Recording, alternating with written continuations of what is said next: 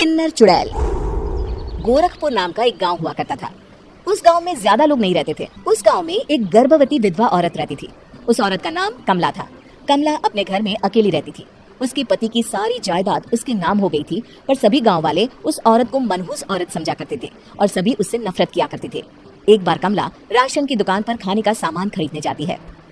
भैया जी, जरा 1 किलो दाल चावल देना। अरे हाय हाय हाय हाय हाय, अरे मनहूस औरत, मेरी दुकान में अपशगुन करवाने आ गई क्या?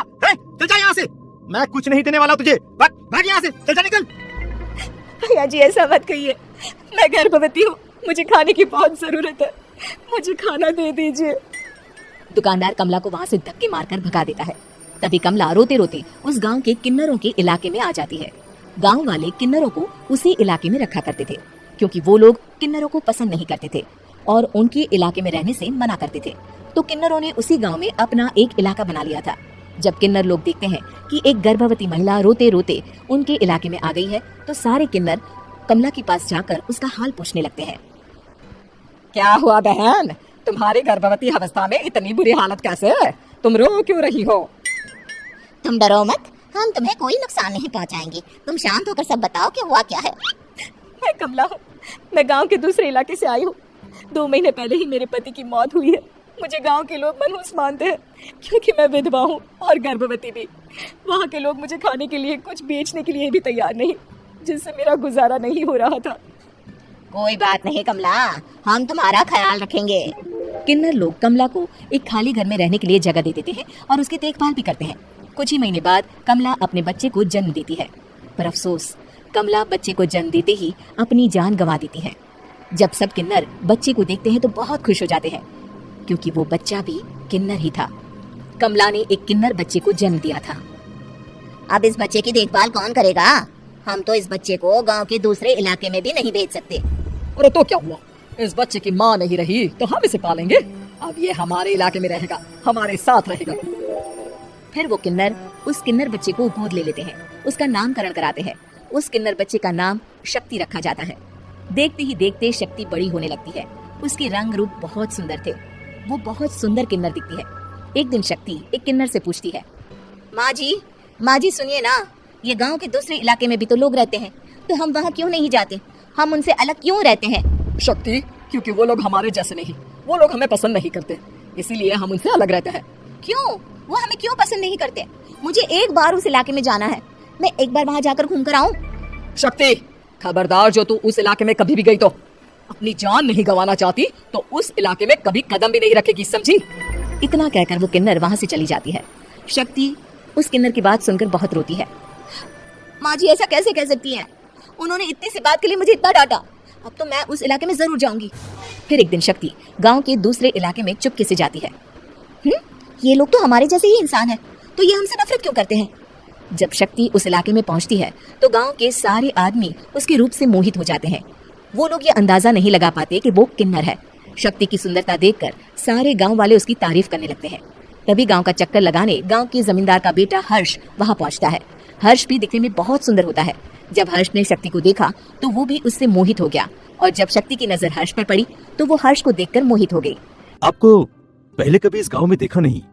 इस गांव में आप नए हैं क्या? जी नहीं, वो मैं बस। तभी शक्ति बोलते बोलते रुक जाती है और मन में सोचने लगती है, अगर मैंने इनको बता दिया कि मैं दूसरे इलाके से आई हूँ तो वो समझ जाएंगे कि मैं किन्नर हूँ, इसलिए मुझे इनसे झूठ ही बोलना पड़ेगा। शक्ति हर्ष को कहती है, जी हाँ, मैं इस गांव में नई आई हूँ, यहाँ अकेली रहती हूँ। वैसे आप कौन है? आप भी इसी गांव में रहते हैं? जी हाँ, मैं इस गांव के जमींदार का बेटा हूँ। आपको किसी भी चीज की जरूरत पड़े तो आप मुझे बता देना, मुझे अच्छा लगेगा। ऐसे ही शक्ति और हर्ष एक दूसरे से रोज मिलने लगते। वो दोनों अपने प्यार का इजहार करने एक दूसरे से मिलने जाते हैं।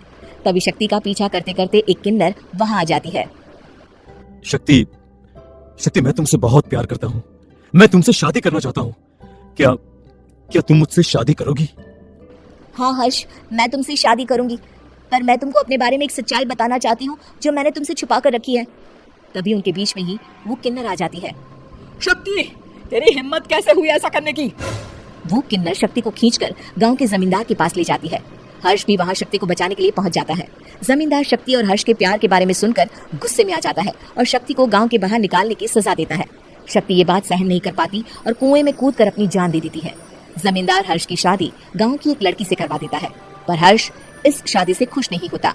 शक्ति अपना बदला लेने के लिए मरने के बाद किन्नर चुड़ैल बन जाती है। अब मैं इन गांव वालों को नहीं छोड़ूंगी, अब इनसे मैं अपने प्यार का बदला लूंगी। किन्नर चुड़ैल गांव वालों को परेशान करना शुरू कर देती है। एक बार वो रात को गांव के खेतों में पहुंच जाती है और वहां आग लगा देती है। सारी फसल जल के राख हो जाती है। जब एक आदमी रात को उठकर देखता है कि खेत में आग लग गई है तो वो वहां पहुंच जाता है। वो देखता है कि खेतों के बीचों बीच एक किन्नर चुड़ैल खड़ी है और वहां खड़े होकर ताली बजा रही है। गांव वाला किन्नर चुड़ैल को देखकर बेहोश हो जाता है। जब सुबह उस आदमी को होश आता है तो वो सीधा जमींदार के पास जाता है। अरे जमींदार साहब, अरे वो किन्नर चुड़ैल ने मेरी सारी फसल जला दी। अब मैं क्या करूंगा, क्या होगा मेरा? जमींदार चुड़ैल किन्नर का नाम सुनते ही सब कुछ समझ जाता है। अब वो बहुत डर जाता है। उसी रात को जब जमींदार डर के मारे अपने कमरे में सो नहीं पाता, तभी वहां अचानक से किन्नर चुड़ैल आ जाती है। किन्नर चुड़ैल जोर जोर से जमींदार के आगे खड़ी होकर हंसने लगती है और ताली बजाने लगती है। जमींदार उस डरावनी किन्नर चुड़ैल को देखकर बहुत डर जाता है। तूने मेरे साथ बहुत बुरा किया, अब मैं तुझे जान से मार दूंगी। नहीं नहीं नहीं नहीं, मुझे माफ कर दो, मुझे मत मारो। मैं कभी ऐसा दोबारा नहीं करूंगा। अब तुम जो बोलोगी वही मैं करूंगा। ठीक है, मैं चाहती हूँ कि किन्नर इलाका गांव के इलाके से जुड़े और गांव का कोई भी आदमी किन्नर समाज से द्वेष न करे, उससे नफरत न करे, नहीं तो मैं सारे गांव को मार दूंगी। और तुम गांव में एक नया कानून बनाओ कि अगर किसी ने भी किन्नर समाज को हानि पहुंचाने की कोशिश भी करी या इनसे भेदभाव करने की भी कोशिश करी तो उनको कड़ी से कड़ी सजा मिलेगी। हाँ, मैं ऐसा ही करूंगा। तुम जो बोलोगी वो मैं करूंगा, पर मुझे जाने दो प्लीज। तब वो किन्नर चुड़ैल वहां से चली जाती है। गांव का जमींदार किन्नर चुड़ैल का कहा मानते हुए दोनों इलाकों को एक कर देता है और नया कानून भी लागू कर देता है। तब से वहां किन्नर समाज और बाकी गांव वाले शांतिपूर्वक